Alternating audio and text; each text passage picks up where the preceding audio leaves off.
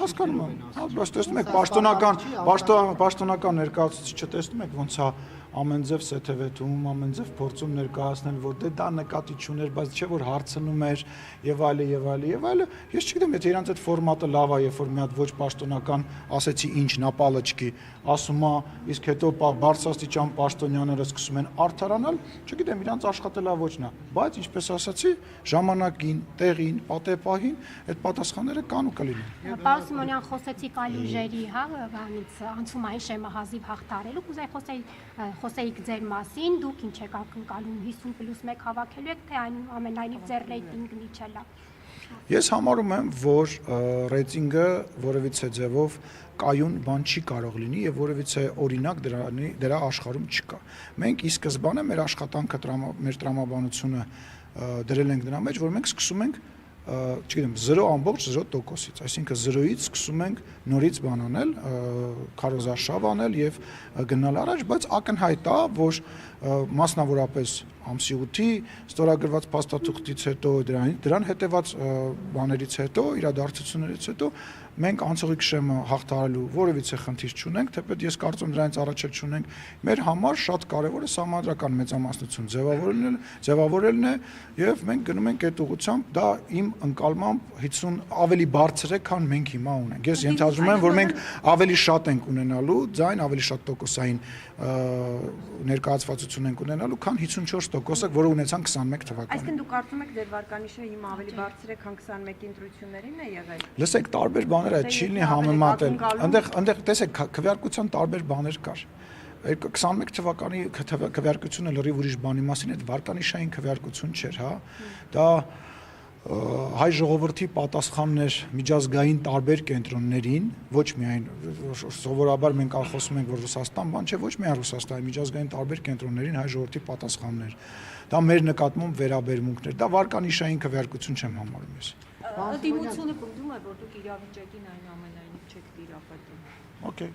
Դուք համաձայն եք, որ չեք տիրապետում։ Ես չեմ կարող իրանց մեկնաբանել այդ առումով, որովհետև եթե իրանք տիրապետեին կկարողանային գոնե 2000 հոգանոց միտինգ անել։ Կարան 2000 հոգանոց։ Ավելի շատ իրավապահ կառույցների։ Հարգես ինչ ակցիա։ Ինչ ակցիա։ Այդ ակցիա չի, վարչապետը գնում է, կեղծ պատարագը նախ ձեր գնահատականն է, ընդդիմությունն է կեղծ։ Նախ դա ակցիա չի քաղաքական, վարչապետը գնում է, ակնհայտ է, որ վարչապետի անձի նկատմամբ սեր ու հարգանք վայելող մարդիկ կան, շատ։ Թեկուզ նույն մարդիկ թող լինեն, ակնհայտ է, որ մարդիկ Արդեն նշանակում է, որ բերովի են։ Նարեկ ջան, լավ է, լինի, դա չի նշանակում, որ բերովի են ու չի նշանակում, որ նույն մարդիկ են։ Ես ոչ բոլորին եմ լինում եւ տարբեր ակցիաների, ձեր ակցիասի, տարբեր այդ բաներին, այդ պատարակներին ես տարբեր մարդկանց եմ տենում։ Բայց ուխտերտին էլ էին քիչ մարդիկ, ուխտերտի ժամանակ։ Ցավը տանեմ, ինչ հաշվարկը ով է անում, ասես ինչ։ Չէ, ինչ ենթադրա, մի րոպե քիչ է, երբ որ ենթադրվում է պետք է լինի 10 հոգի, լինում է 7 հոգի, բայց մենք ինչ որ նպատակ, ինչ որ սանդղակ ենք, քիչ էր, լավ, օքեյ, 7000-ը քիչ է։ Պետք է 70000-ը, որ 70000-ը լիներ, պետք է ասեք, դե քիչ էր, առաջ հրապարակ եք լսնում, որ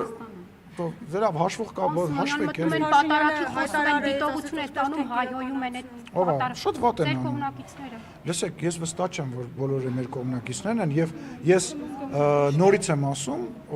մեր ժողովրդի մեջ 1000, 2000, 3000 մարդու մեջ պարզա, որ ինչ-որ մարդ կա, որը որ կարող է իրան տգեղ պայի։ Բոլոր տեղերում նման մարդիկ կան, եղել են ու լինել են։ Ընդդիմության հավաքներին էլ են եղել, բայց դա չի նշանակում, որ այդ մարդը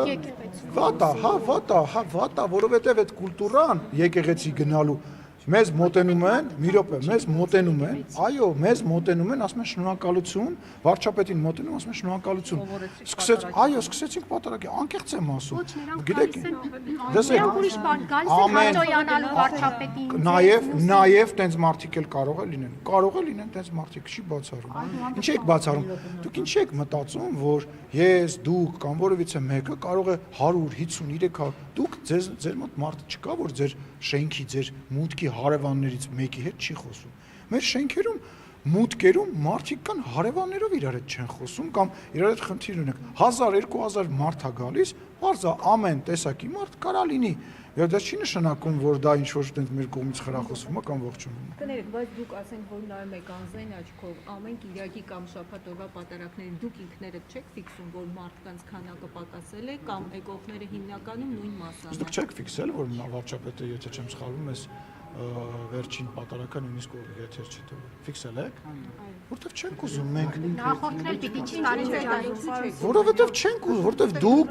դուք եւ ընդդիմա, որովհետև դուք եւ դե դուք ընդեղ եք, առնվազն թափանցիկության խնդիր չկա, որովհետև դուք եւ ու շատ ընդդիմախոսներ փորձում են հավատը, անկեղծությունը եւ այդ անկեղծ մղումները վերածել քաղաքար։ Ավելի քիչ մարդ կար, քան ով էր ասում, որ մենք այդտեղ մարդ էինք նախատեսել։ Ուզում եք, ասենք, հեսա 5 ամիս բան մնաց, հեսա կտեսնենք էլի։ Ասում են, որ ընդդիմախոսները վարչապետը կոչ է անում, բայց վարչապետը որպես հայ առաքելական Սուրբ եկեղեցու հետևորդ է կոչ անում։ Ու այո,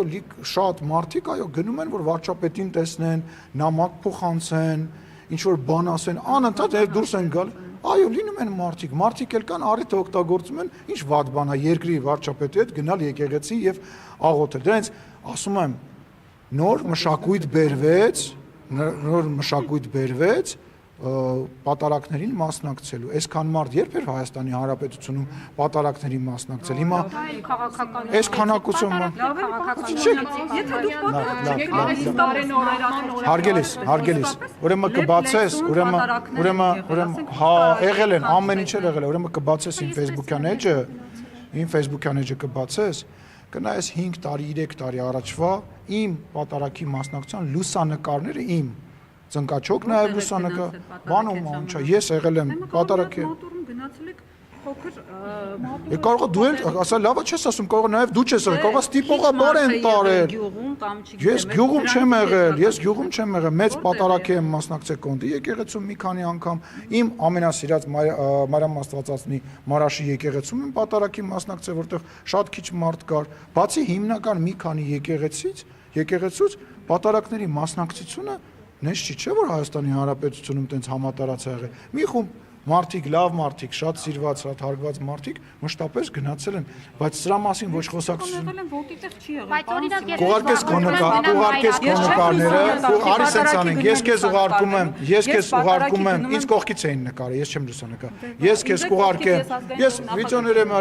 եմ արել, մարդը որ գնում ուզում է կիսվի այդ բանով, եթե դու տենց գնացել ես պարփակվել ես քո մեջ, սա մի վերացի իմ ու քո անձնական զրույցի, ես չեմ գալու քո մոտ հարցազրույցի։ Հավատացյալների կռիվ, լուրջ ես ասում։ Շատ ուրախ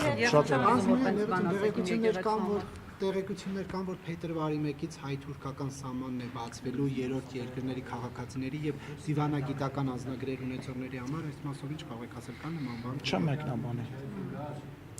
Ինչու՞։ Չեմ ուզում մեկնաբանել։ Այդ զարգացումներ սպասվում են կարճ առանց մեկնաբանությունների։ Թերևս հարց, որը Առանց մեկնաբանման կարիք ունի, պարոն Սիմոնյան,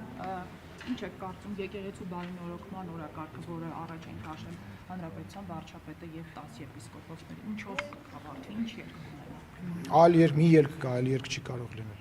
Մի ելք կա եւ Որն է ելքը։ Հիմա էլ եմ ասում։ Այդ առումով դիրքորոշումը չի փոխվել։